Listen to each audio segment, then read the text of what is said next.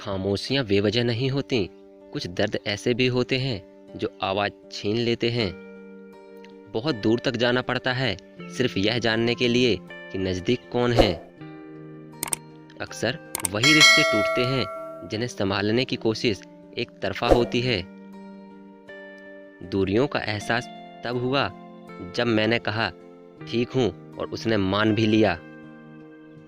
जिस लहजे में बात करते हो उस लहजे में बात सुनने की हिम्मत भी रखो। अगर सच कहने की हिम्मत है तो अकेले चलने का हौसला भी रखो। ये जीवन जिस रूप में मिला है उसे स्वीकार करें। ऐसे जिएं जैसे आप संसार के सबसे खुशकिस्मत इंसान हो। जीवन एक तराजू की तरह काम करता है। इसके एक पलड़े में सुख तो दूसरे में दुख बैठे रहते हैं। बस समय के साथ कभी इसका तो कभी उसका पलड़ा भारी होता रहता है। इसलिए आपको जीवन के तराजू को सही से पकड़ना होगा। जिसने यह सीख लिया तो ना उस पर सुख का अभिमान हो दिखता है और ना ही दुख में विचलित होता है।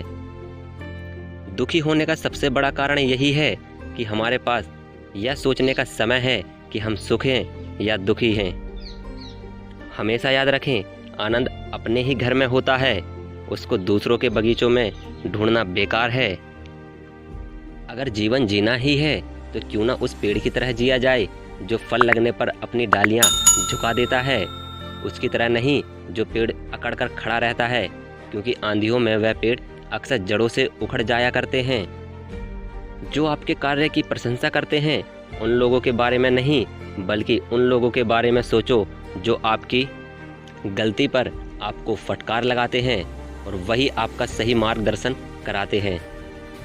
त्याग के बिना कुछ भी पाना संभव नहीं, क्योंकि सांस लेने के लिए भी पहले सांस छोड़नी पड़ती है। उंगलियां ही निभा रही हैं आजकल सभी रिश्तों को, जुबान से निभाने का वक्त कहाँ। सब टच में बिजी हैं पर टच में कोई नहीं। प्यार इंसान से करो, उसकी आदतों से नहीं।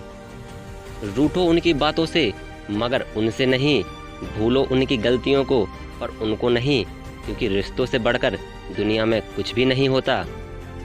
एक बात हमेशा याद रखिए, सभी तूफान आपके जीवन को अस्त व्यस्त करने नहीं आते, कुछ आपका रास्ता साफ करने भी आते हैं।